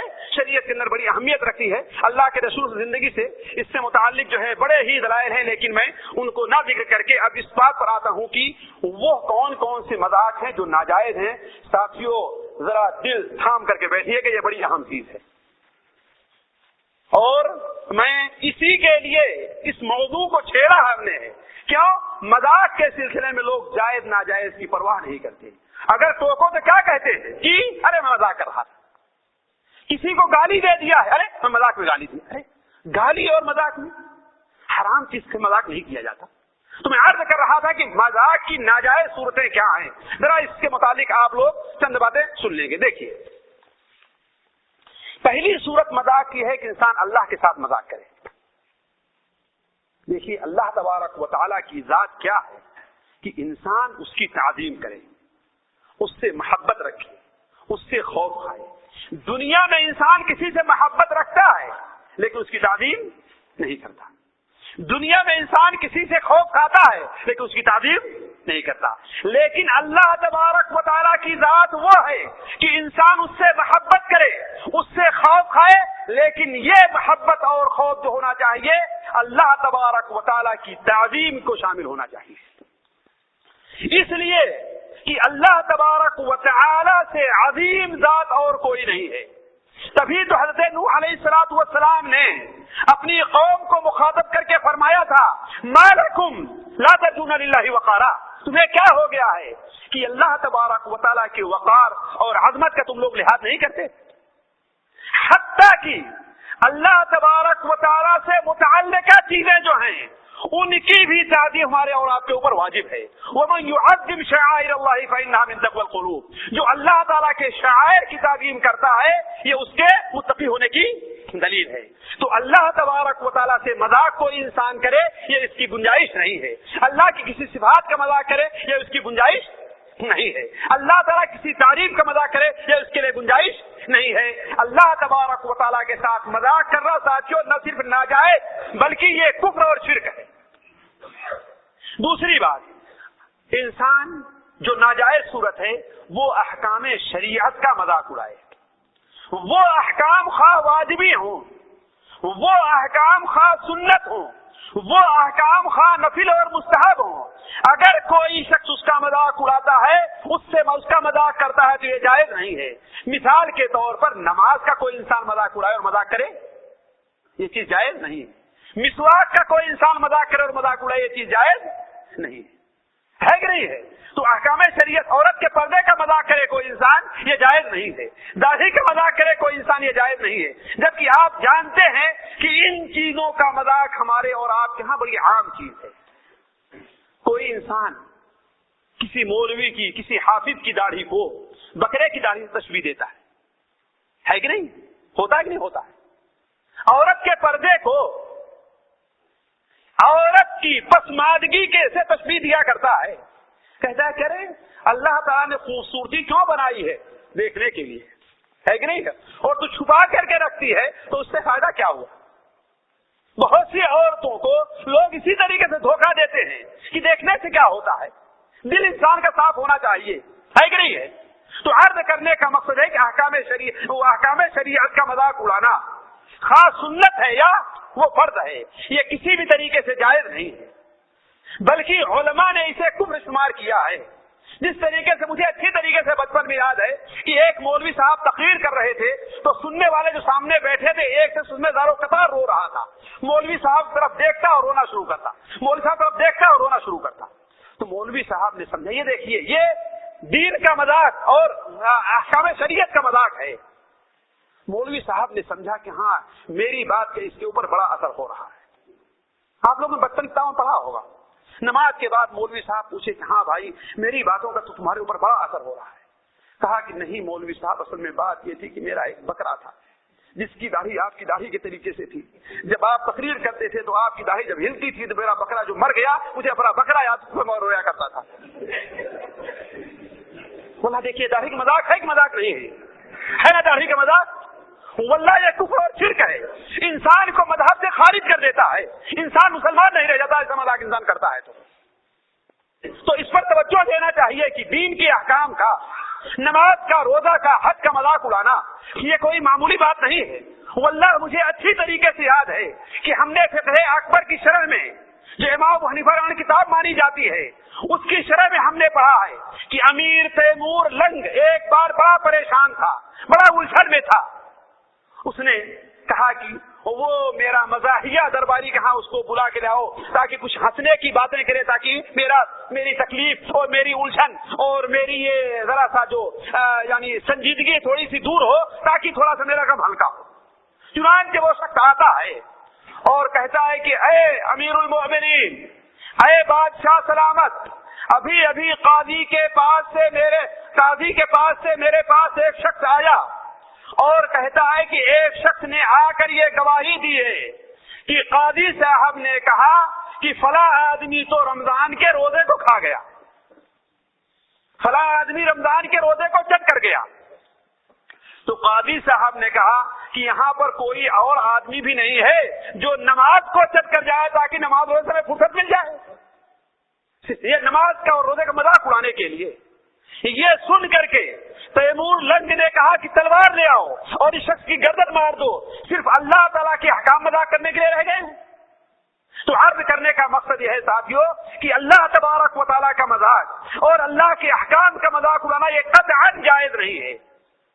ہم نے امام قاضی عیاض رحمہ اللہ کی الشفا کے اندر پڑھا ہے کہ اس کے اندر عبد الرحمن جو حاکم تھا اندلس کا، اس کے واقعے میں لکھا ہے کہ اس کے سال کا سالہ ایک بار باہر نکلتا ہے، اس کا سالہ باہر نکلا، دیکھا بارش ہو رہی تھی، تو اس نے کیا کہا موچی اپنے چمڑے کو تر کر رہا ہے۔ کیا کہا اس نے؟ موچی اپنے چمڑے کو، اس لیے کہ پہلے موچی سمجھتے ہیں کس کو کہتے نا، یہ چمڑے کا کام کرنے والے کو، چمڑے کا جوتا بنانے والے کو، چمڑے کی سلائی کرنے والے کو موچی کہتے ہیں۔ اور یہ جب چمڑے کو سلنا چاہتا ہے پہلے اس پر پانی چھڑکتا ہے، اس کو بھگوتا ہے تاکہ نرم ہو جائے تو سلائی اس کی آسان ہو، ورنہ اگر سوکھا ہوا ٹوٹ جائے گا سلنے میں نہیں آئے گا، ہے کہ نہیں ہے؟ تو اس نے کیا کہا؟ موچی اپنے چمڑے کو تر کر رہا ہے۔ گویا اللہ تو کس سے تشبیہ دی ہے؟ نعوذ باللہ من ذالک، موچی سے، اور ضمیر کو چمڑے سے تشبیہ دی۔ یہ ابن ابی حبیب نے، عبد الملک ابن حبیب نے یہ بات سنی تو کہا اس شخص کو توبہ کرائی جائے، اگر توبہ نہیں کر بلکہ توبہ نہیں کرائی جائے گی سے بغیر توبہ کسے قتل کر دیا جائے۔ کیوں؟ اس لیے کہ یہ شخص مرتد ہو گیا اور اللہ تعالیٰ کا مذاق اڑا رہا ہے۔ سو ساتھیوں، عرض کرنے کا مقصد یہ ہے کہ اللہ تعالیٰ کا مذاق اڑانا اور اللہ تعالیٰ کے احکام کا مذاق اڑانا یہ قطعاً بھی جائز نہیں ہے۔ اسی طریقے سے اللہ تبارک و تعالیٰ کے ذکر کا اور قرآن مجید اور اس کی آیات کا مذاق اڑانا یہ بھی ساتھیوں جائز نہیں ہے۔ اور ہمارے یہاں حتیٰ کہ مولویوں میں یہ بات بہت عام ہے کہ لوگوں کو کے سامنے قرآن مجید کی آیات کو مذاق میں بڑھا کرتے ہیں، ہے کہ نہیں ہے؟ آپ لوگوں نے سنا ہوگا اور بار بار سنا ہوگا کہ قرآن مجید کی آیات کا مذاق اڑایا جا رہا ہے۔ وہ کیسے؟ ایک مثالیں میں دیتا ہوں، جبکہ آپ لوگوں نے بار بار کئی مثالیں سنی ہوگی کہ تین مولوی، ظاہر بات ہے مولویوں کو بدنام کرنے کے لیے قرآن مجید کا جو مذاق اڑایا ہے تو مولویوں ہی کا ذکر آئے گا، کبھی کسی وکیل کا اور بیرسٹر کا اور ڈاکٹر کا ذکر نہیں آئے گا۔ کیوں؟ اس لیے کہ مولویوں سے لوگوں کو بدنام کرنا۔ اور ساتھیوں، ہندوستان پاکستان میں انگریزوں نے جب آ کر کے ہندوستان کے اوپر قبضہ کیا ہے تو یہ بہت بڑی چال چلی ہے کہ پبلک کو مولویوں سے بدزن کر دیا جائے۔ جس طریقے سے ان کے یہاں ان کے مذہبی لوگوں سے عام پبلک بدزن ہے، اسی طریقے سے مسلمانوں کی پبلک کو مولویوں کے خلاف ایسے قصے کر کے اور ان کی غلطیوں کو بھار کر کے ان سے بدزن کیا جائے۔ کیوں؟ اگر مولوی سے بدزن ہو گئے تو اس کا مطلب ہے کہ دین کو آہستہ آہستہ چھوڑتے چلے جائیں گے۔ چنانچہ قصہ کیا بنایا کہ تین مولوی صاحب کہیں گئے، کس لیے؟ دعوت کے اندر گئے۔ ایک عورت تھی، اس کے پاس کچھ نہیں تھا تو اس نے کھچڑی پکایا۔ کیا پکایا؟ اس نے کھچڑی پکایا، اور کھچڑی پکایا تو ایک برتن میں تھالی میں کھچڑی رکھی اور درمیان میں گھی رکھ دیا۔ تو مولوی صاحب کے سامنے جب کھچڑی پیش ہوئی تو انہوں نے سوچا کہ کس طریقے سے میں گھی اپنی طرف لے آؤں، تو کہتے ہیں کہ فیہا عین جاریہ، اس میں ایک چشمہ جاری ہے۔ چنانچہ سے خط کھینچ لیا اور گھی ان کی طرف آنے لگا۔ آخر مذاق ہے نہیں قرآن مجید کا۔ دوسرے نے کہا یہ تو بڑا گڑبڑ ہوا، اس نے اپنی طرف سے ٹھیک کر دیا، میں کیا کروں؟ تو وہ کہتا ہے نہیں، فیہما عینان تجریان، اس میں دو چشمے جاری، دو خط اس نے کھینچ لیا۔ اب زیادہ گھی اس کی طرف آنے لگا۔ اب تیسرا بیچارہ کیا ہوا؟ بیوقوف بن کے رہا، میری طرف تو کوئی گھی نہیں آ رہا ہے۔ تو اس نے کہا ایسا کام نہیں چلے گا، بلکہ پوری تھالی اٹھائی اور کہا اذا زلزلت الارض زلزالها، پوری تھالی کو ہلا دے تاکہ گھی چاروں طرف چلا گیا. اعوذ باللہ من ذلک. سچو قرآن مجید اسی لیے رہ گیا کہ اس کا مذاق اڑایا جائے. سوچو واللہ اگر کسی حاکم کے حکم کو، کسی حاکم کے فرمان کو، کسی حاکم کے قانون کا اگر کوئی شخص مذاق اڑاتا ہے تو اس کی گردن مار دی جاتی ہے، اور اللہ تعالیٰ کے فرمان کا مذاق اڑایا جا رہا ہے کوئی کچھ نہیں بولتا. تو اللہ تعالیٰ کے ذکر کا اور اللہ تعالیٰ کے حکام کا مذاق اڑانا تھا جو قطعاً جائز نہیں ہے. بلکہ واللہ ایک مولوی کی زبانی ہم نے سنا ہے، نعوذ باللہ من ذالک، اگر زندہ ہے تو اللہ اسے ہدایت دے. ایک مولوی کی زبانی سنا ہے کہ کس طریقے سے قرآن مجید کی آیت کا مذاق اڑا رہا ہے، جبکہ متفقہ طور پر حنفی، مالکی، شافعی، حنبلی جتنے علماء ہیں متفقہ طور پر یہ فتویٰ دیتے ہیں کہ اللہ تبارک و تعالیٰ کی آیات کا مذاق اڑانا کفر ہے، انسان کافر ہوتا مسلمان نہیں رہ جاتا. لیکن منبر پر کھڑے ہو کر کے مولوی تقریر کر رہا ہے اور بیٹھ کر کے لوگ سن رہے ہو، ہنس رہے ہیں. وہ کیا تقریر کر رہا ہے؟ کہہ رہا ہے کہ ایک عورت اپنے شوہر سے بہت پریشان تھی، بہت پریشان تھی، بہت سمجھایا لیکن ماننے کے لیے تیار نہیں ہوا. تو وہ مولوی صاحب پر دے. معاملہ کہاں پر آئے گا؟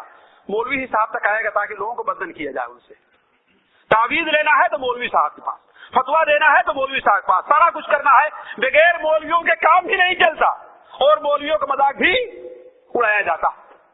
گئی مولوی صاحب کے پاس. مولوی صاحب نے کہا کہ ایسا کرو کہ نماز پڑھو اور دعا کرو کہ اللہ تعالیٰ اس کی اصلاح کر دے.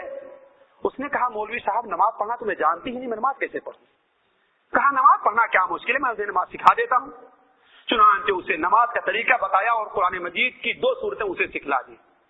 قل هو اللہ، قل اعوذ برب الفلق اور قل اعوذ برب الناس اسے سکھلا دی. ناس کے معنی عربی میں، اردو میں کیا آتا ہے؟ ناس ہونا، جی ہو جانا، تباہ ہو جانا، برباد ہو جانا. تو اس کے شوہر کا نام کیا تھا؟ الہی بخش تھا. کیا تھا اس کے شوہر کا نام؟ ہوتا ہے نا اپنے یہاں الہی، عام طور پر نام الہی بخش نام رکھتے ہی نہیں رکھتے، اور بدقسمتی سے اس کو بلاتے کیا الہی کر کے، وہ الہی. حالانکہ الہ کون ہے؟ اللہ تعالیٰ ہے نا. تو الہی بخش اس کا نام تھا. وہ نماز پڑھنے کھڑی ہوئی تو جانتے ہیں کہ بہت جگہ دیہاتوں میں یہ ہے کہ اپنے شوہر کا نام لینا عورتیں ہے کہ نہیں؟ سنا ہے کہ نہیں سنایا آپ نے کہ شوہر عورت اپنے شوہر کا نام نہیں لے گی. بسا اوقات بعض علاقے میں سمجھتے ہیں کہ طلاق ہو جائے گی، ہے کہ نہیں ہے؟ یہ جہالت پھیلی ہوئی ہے، یہ جہالت ہے. تو چنانچہ وہ نماز پڑھنے کھڑی ہوئی، پڑھتی ہے قل اعوذ برب الناس ملک الناس. الہی آ گیا، الہی کا نام کیسے لے؟ ہے نا الہی آیا نا، الہی کا نام کیسے لے؟ تو کہتے ہیں قل اعوذ برب الناس ملک الناس، ان کا بھی ناس.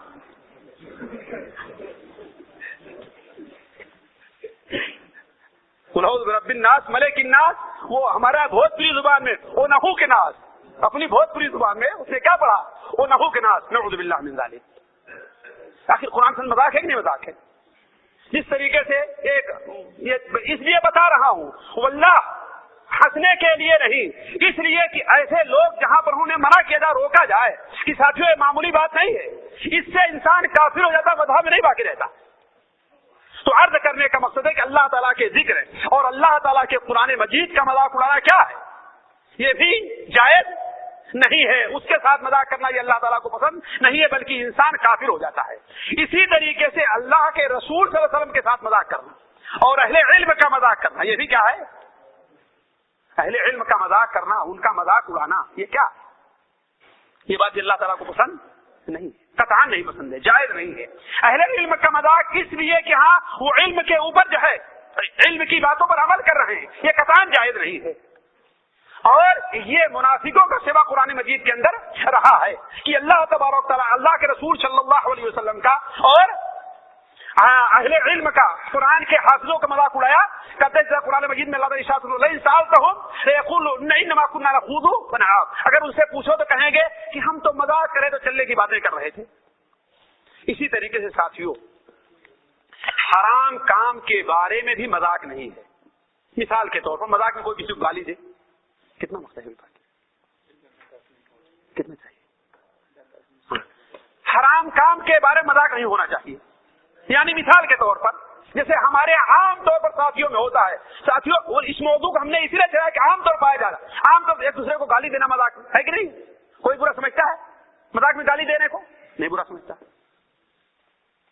ہے کہ نہیں؟ چوری کر لینا مذاق کر کے کسی مال چھپا کر کے لے لینا یہ بالکل عام سی چیز سمجھتے ہیں جبکہ یہ جائز نہیں ہے. سباب المسلم فسوق و قتالہ کفر ہے.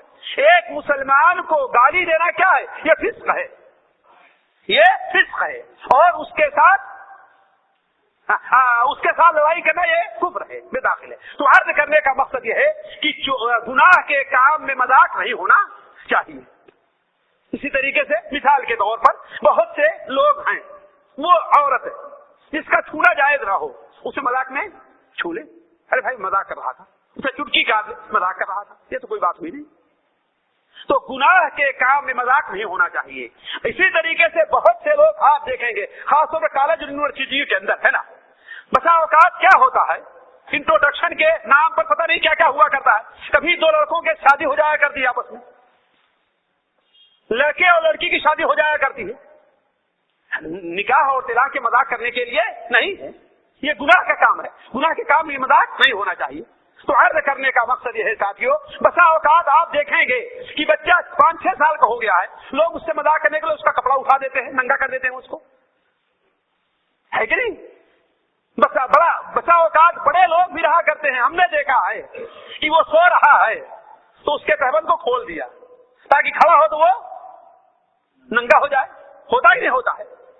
بس لوگ رہتے ہیں کہ دیکھا وہ ازار بند نہیں باندھا ہے پیجامہ اس کا کیا ہے لاسٹک ہے تو آج لوگ سامنے اس کے پجاموں کو کھینچ دیا تاکہ گر جائے.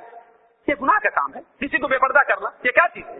تو عرض کرنے کے مقصد گناہ کے کام میں مذاق جائز نہیں ہے. ایک بار اللہ کے رسول صلی اللہ علیہ وسلم سنن ابو داؤد میں روایت ہے کہیں سفر میں جا رہے تھے ایک صحابی سو گئے تو لوگوں نے کیا کیا کہ ان کا جو تیر کمان تھا نا اس کو چھپکے سے آہستہ سے کھینچ لیا. اب وہ بیچارے تھوڑی دیر میں بیدار ہوئے دیکھتے کہ ان کا تیر کمان نہیں پریشان ہونے لگے اور یہ دیکھ کر کے سب صحابہ کرام ہنسنا شروع کر دیے. یہ معمولی چیزیں ہیں جو ہمارے عام طور پر لوگ کیا کرتے ہیں. آپ نے فرمایا کہ وجہ کیا ہے آخر تم لوگ ہنس کیوں رہے ہو؟ انہوں نے کہا اے اللہ کے رسول صلی اللہ علیہ وسلم فلاں سو رہا تھا اس کے تیر کمان کو لوگوں نے سے گھبرا کر کے اٹھ گیا. آپ نے ارشاد کیا فرمایا لا يحل لمسلم ان يروع مسلما. کسی مسلمان کے لیے جائز نہیں ہے کہ کسی مسلمان کو خوف زدہ کرے. اسی لیے علماء کہتے ہیں مذاق میں چوری بھی نہیں کرنا چاہیے. واللہ میں ایک شخص کو اچھی طریقے سے جانتا ہوں کہ پڑھائی کے زمانے میں ایک شخص کا کافی ایسے بٹوا لیا اس کے اندر 2 4 6 ریال جو ہے رکھے ہوئے تھے اور مذاق میں اس نے قسم کھاتا ہے کہ واللہ میری نیت مذاق کی تھی. قسم کھا رہا تھا میری نیت مذاق کی تھی. 1 2 3 4 ریال رکھ لیا اور اس کی کدوس کو دی. 1 دن گزر گیا 2 دن گزر گیا دیکھا کہ وہ شخص جانتا نہیں ہے کہ ہمارا پیسہ کسی نے لیا ہے یا کہ وہ بھول گیا. اس لیے کہ 2-3 ریال کی کوئی اہمیت نہیں تھی وہ انسان بھول گیا اور یہ شخص پیسے میں کوئی اچھا نہیں تھا. یہ پیسہ اس سے خرچہ ہو گیا. اب سوچا کہ بعد میں دے دوں گا لیکن اب بعد میں دیتے ہوئے کیا اسے شرم آئی. 10 سال 20 سال گزر گئے لیکن وہ 2-3 روپے جو لیا تھا اس کو دیا نہیں. دیکھیے چوری سے لیا تھا مذاق میں لیا تھا اور قسم کھا رہا تھا کہ میرے مذاق کی نیت تھی لینے کی نیت نہیں تھی. ساتھیوں میں آپ سے بتاؤں کہ بسا اوقات جو لوگ بے پردگی کے عادی ہیں پردے کا لحاظ نہیں رکھتے سالے اور بیوی میں صرف مذاق کی بنیاد پر غلط کام ہو جایا کرتا ہے. مذاق کرتے کرتے غلط کام ہو جایا کرتا ہے. تو عرض کرنے کا مقصد یہ ہے کہ بہت سی ایسی چیزیں جو مذاق کے لیے نہیں ہیں. گناہ کے کام میں انسان مذاق کرے ہے نا یا حرام کام کے بارے میں انسان مذاق کریے جائز نہیں ہے. وہی ہم نے مثال دیا تھا کہ مذاق میں کسی کو گالی دینا کسی عورت جس کا بات کرنا آپ کے لیے جائز نہیں اس سے باتوں بات میں اس کا مذاق اڑانا یہ چیزیں کیا ہے غلط ہے شریعت کی نظر میں جائز نہیں ہے. اسی طریقے سے 6ٹھی چیز جو مذاق میں جائز نہیں ہے جھوٹا مذاق جائز نہیں ہے جبکہ عام طور پر ہمارا مذاق جھوٹا ہوتا ہی. اللہ کے رسول سے مذاق کیا ہے آپ نے لیکن کبھی بھی آپ نے مذاق میں جھوٹ نہیں بولا ہے. اسی لیے سنن ترمذی میں ہے کہ امام حضرت ایک صحابی حضرت ابو ہریرہ ہیں یا کون ہیں، انہوں نے اللہ کے رسول فرمایا کہ اے اللہ کے رسول صلی اللہ علیہ وسلم آپ بھی ہم سے مذاق کرتے ہیں؟ آپ نے فرمایا ہاں میں مذاق ضرور کرتا ہوں، لیکن مذاق میں بھی حق ہی بولتا ہوں، مذاق میں بھی میں سچ بولتا ہوں، کبھی جھوٹ نہیں بولتا۔ جس طریقے سے ایک مثال لیجئے کہ اللہ کے رسول صلی اللہ علیہ وسلم کے پاس ایک شخص آتا ہے اور کہتا ہے اے اللہ کے رسول صلی اللہ علیہ وسلم مجھے ایک سواری کے لیے وہ ایک اونٹ دے دیجیے، تو آپ نے کیا فرمایا؟ میں تمہیں اونٹ کا ایک بچہ دے دیتا ہوں، اونٹنی کا ایک بچہ دے دیتا ہوں۔ انہوں نے کہا اے اللہ کے رسول مجھے سواری کے اونٹنی کا بچہ لے کر کے کیا کروں گا میں؟ تو کہا اللہ کے بندے کیا کوئی اونٹ اونٹنی کا بچہ نہیں ہوگا؟ کوئی بھی اونٹ ہو اونٹنی کا بچہ ہی تو ہوگا کہ نہیں ہوگا؟ تو آپ نے مذاق کیا نا، لیکن جھوٹ نہیں بولی۔ اسی طریقے سے ایک صحابیہ آتی ہیں، اللہ کے رسول سے کہتی ہے اللہ کے رسول صلی اللہ علیہ وسلم آپ اللہ تعالیٰ سے دعا کیجئے کہ میں جنت میں چلی جاؤں۔ آپ نے کیا فرمایا؟ بوڑھی عورت جنت میں نہیں جائے گی۔ وہ رونے لگی، آپ نماز پڑھنے چلے گئے، واپس آئے دیکھا رو ہی رہی ہے۔ آپ نے پوچھا رو کیوں رہی ہے؟ کہا اے اللہ کے رسول آپ نے جو کہا ہے کہ بوڑھی عورت جنت میں نہیں جائے گی، آپ نے کہا اللہ کے بندی بوڑھی عورت بوڑھی رہ کر کے جنت میں نہیں جائے گی، جنت میں داخل کرنا ہوگا اسے جوان کر دے گا۔ انا انشاناہن انشان وجعلناہن ابکارا، ہے کہ نہیں ہے؟ تو آپ صلی اللہ علیہ وسلم مذاق کیا کرتے تھے، لیکن مذاق میں بھی سچ بولتے تھے۔ تو ساتھیوں کوشش ہونی چاہیے کہ انسان مذاق تو کرے لیکن مذاق میں بھی سچ بولے، جھوٹ نہ بولے۔ بلکہ مسند احمد کے اندر حضرت بہز بن حکیم نبی معاویہ بن حیدہ کی روایت ہے کہ آپ صلی اللہ علیہ وسلم نے ارشاد فرمایا کہ ویل للذی یحدث الناس، برا ہے اس شخص کا جو لوگوں سے بات کر کے انہیں ہنساتا ہے تاکہ لوگ ہنسیں، جھوٹ بول کر کے ہنساتا ہے، اس کے لیے برائی ہے، اس کے لیے برائی ہے۔ ایک حدیث میں آپ نے بیان فرمایا صحیح ابن حبان وغیرہ میں ہے کہ ایک شخص ان لوگوں کو ہنسانے کے لیے بات کرتا ہے لیکن اسی بات کی وجہ سے جہنم میں اتنی دور جا کر کے گرتا ہے جتنی دوری آسمان اور زمین کے درمیان میں ہے۔ تو عرض کرنے کا مقصد کہ انسان مذاق کرے لیکن مذاق میں جھوٹ نہ بولے۔ کوشش ہونی چاہیے کہ حتی الامکان اگر کوئی بات کرنی ہے تو زبانہ بات ہونی چاہیے۔ ساتویں چیز یہ ہے کہ لوگوں کو نقصان پہنچانے کے لیے مذاق نہ کرے، ایسا مذاق کرے اس سے لوگوں کو نقصان نہ ہو۔ بسا اوقات لوگ تھپڑ مار دیتے ہیں مذاق میں، اس کو چوٹ لگتی انسان، ہے کہ نہیں؟ بسا اوقات لوگ مذاق میں چپڑا پھاڑ دیا کرتے، ہوتا ہی نہیں ہوتا۔ بسا اوقات لوگ مذاق میں کسی کا کھانا پھینک دیا کرتے، ہے کہ نہیں؟ یہ نقصان پہنچانے کی چیز ہے، ایسی چیزوں کے ساتھ مذاق جائز نہیں ہے۔ آپ نے کیا ارشاد فرمایا؟ لا ضرر ولا ضرار، نہ نقصان پہنچایا جائے اس دان، نہ بدلے میں کسی کو نقصان پہنچایا جائے۔ تو عرض کرنے کا مقصد یہ ہے کہ نقصان پہنچانے کے لیے بھی مذاق جائز نہیں ہے۔ اسی طریقے سے دیکھیے وقت نہیں ہے اس سے میں مثالیں نہیں دے رہا ہوں کہ نقصان پہنچانے کے لیے تبھی تو آپ نے منع فرمایا کوئی کسی مسلمان طرف ہتھیار سے اشارہ نہ کرے، ہے کہ نہیں؟ بلکہ سنن ابو داؤد کی روایت ہے کہ آپ نے بیان فرمایا جو شخص کسی مسلمان بھائی کی طرف ہتھیار سے اشارہ کرتا ہے فرشتے اس کے اوپر لعنت بھیجتے ہیں اگرچہ اس کا سگا بھائی ہی کیوں نہ ہو۔ کیوں؟ اس لیے کہ مجھے بڑا تجربہ ہے ساتھیوں، ہتھیار سے اشارہ کرنے کا مذاق میں میرے بھائی خالد اجمل حسن صاحب آتے ہیں، لوگ جانتے ہیں عام طور پر، وہ اپنے بچپن کا واقعہ بیان کرتے ہیں کہ ایک بار میں شکار کھیلنے گیا، ہمارے ساتھ ایک حبیب الرحمان نام کا لڑکا تھا، میں سمجھا کہ وہ جو چھرے والی بندوق ہوا کرتی شکار کی وہ لیا، سمجھا کہ اس کے اندر گولی نہیں ہے، چھرا نہیں ہے، اور اسے بٹن دبا جا کر اسے پیٹ میں لگ گیا۔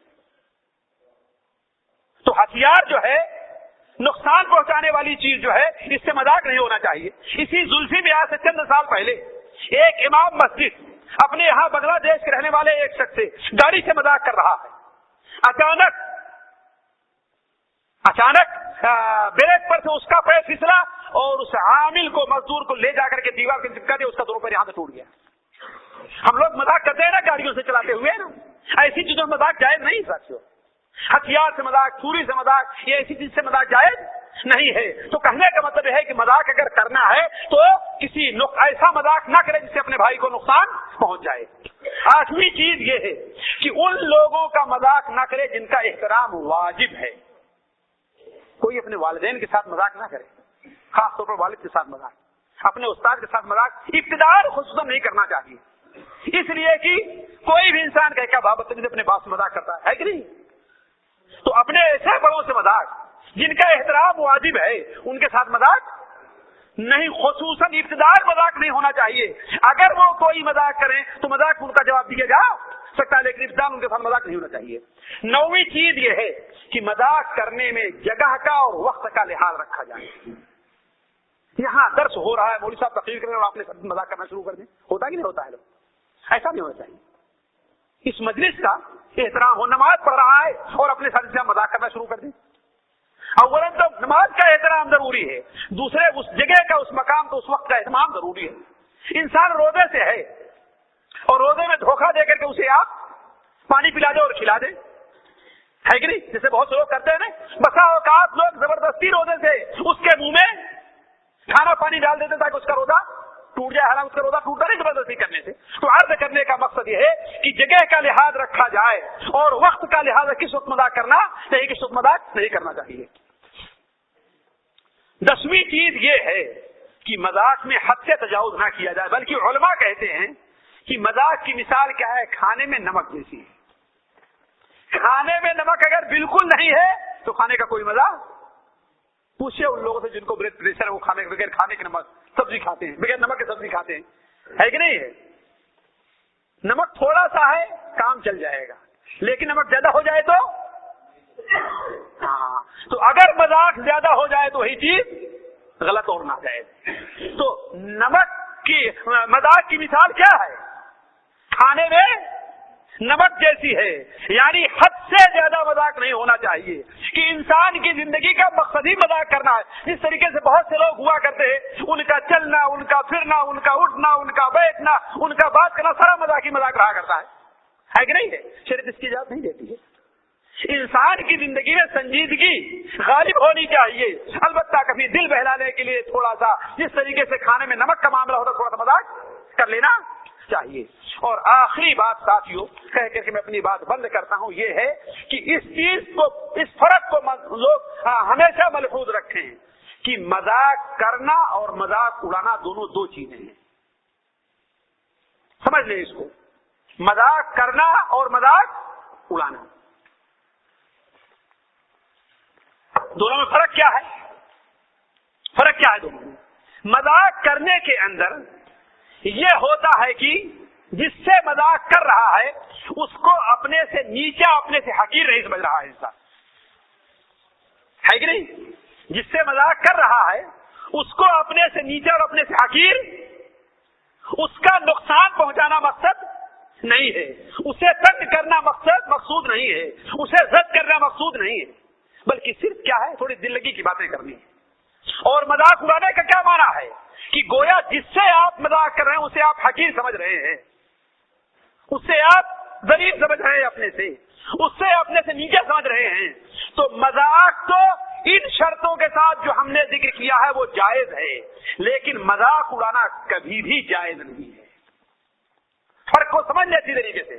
مذاق کرنا ان شرطوں کے ساتھ تو جائز ہے، یعنی اللہ کا مذاق نہ ہو، اللہ کے حکام کا مذاق نہ ہو، جن کا احترام واجب ہے ان کے ساتھ مذاق نہ ہو، اللہ کے رسول علم کا مذاق نہ ہو، زمان اور مکان کا لحاظ رکھا جائے، اس کا ہے کہ نہیں ہے؟ لیکن مذاق اڑانا کبھی بھی جائز نہیں ہے.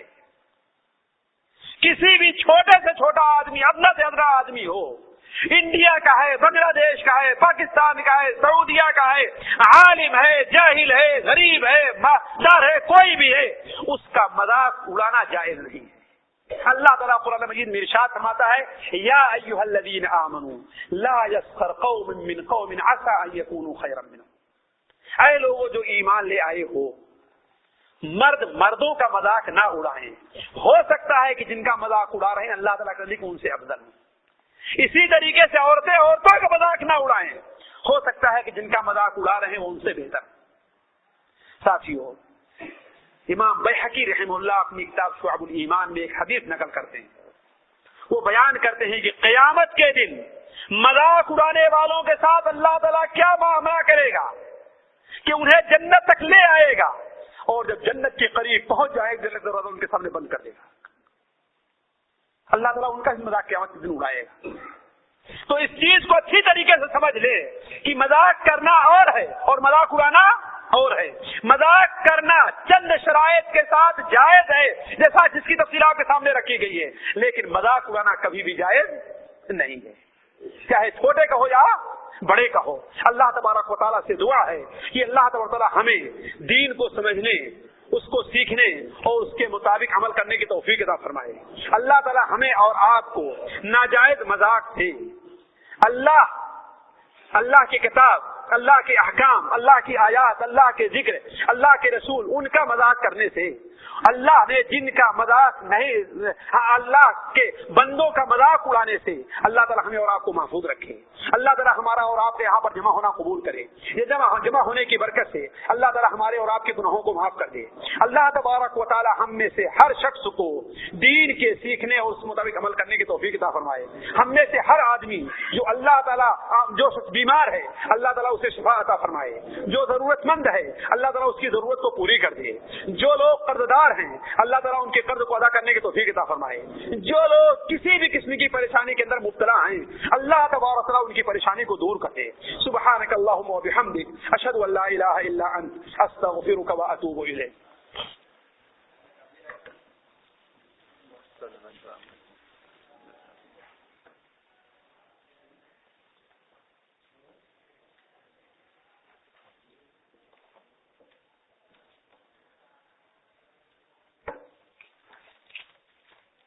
قطعاً اس طرح کا مذاق جائز نہیں ہے. مثال کے طور پر جو ہے جیسے سوال کرتے ہیں کہ ایک شخص کہتا ہے بھائی میں سعودی آیا ہوا ہوں اور کمانے کے لیے آیا ہوں، بیوی بچوں کے لیے آیا ہوں.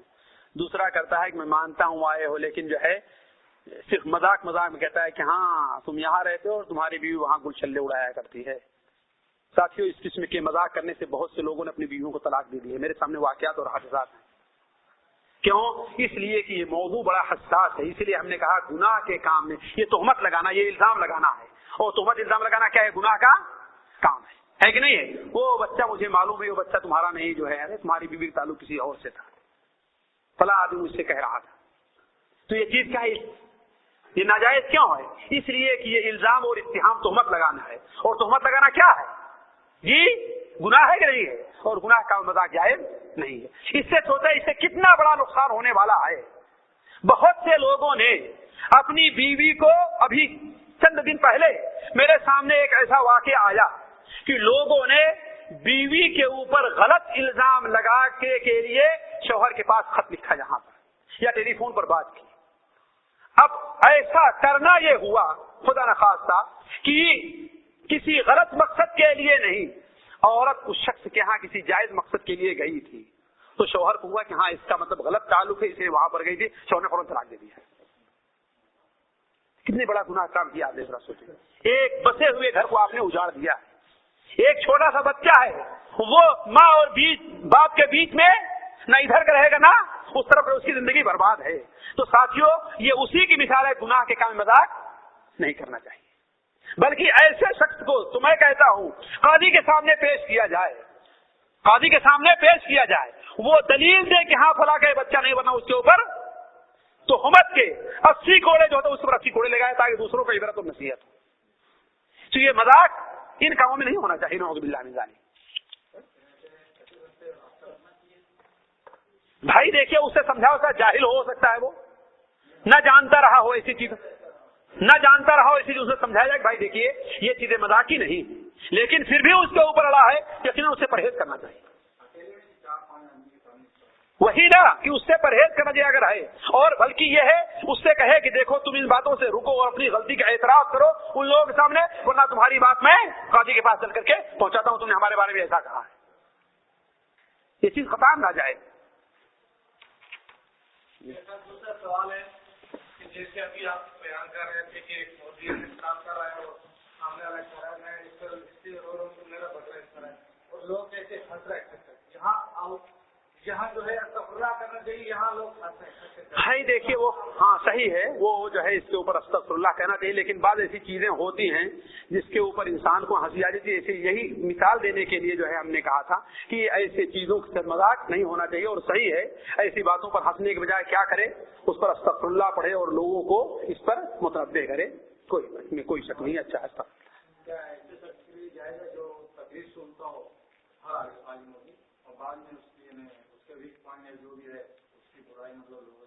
دیکھیے یہ بڑا اہم مسئلہ ہے.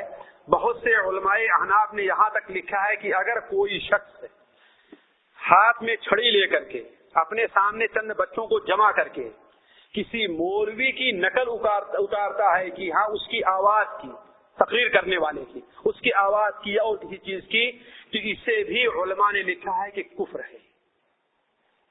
انسان کیا ہوتا ہے ساتھیوں، اسی لیے تفصیل کا موقع نہیں رہا، ورنہ میں مثالوں سے تفصیل کے ساتھ رکھتا کہ اہل علم کا، مولویوں کا، حافظ لوگوں کا، ان کی آواز کا مذاق اڑایا جائے، ان کی داڑھی کا مذاق اڑایا جائے، ان کے اسلوب کا مذاق اڑایا جائے، یہ انسان کو کفر تک پہنچا دیتی ہے۔ صرف مذاقی مذاق نہیں رہ جاتا، یہ صرف مذاقی نہیں بلکہ انسان کو کفر تک پہنچا دیتی ہے یہ بات، انسان اس سے کافر تک ہو جاتا ہے۔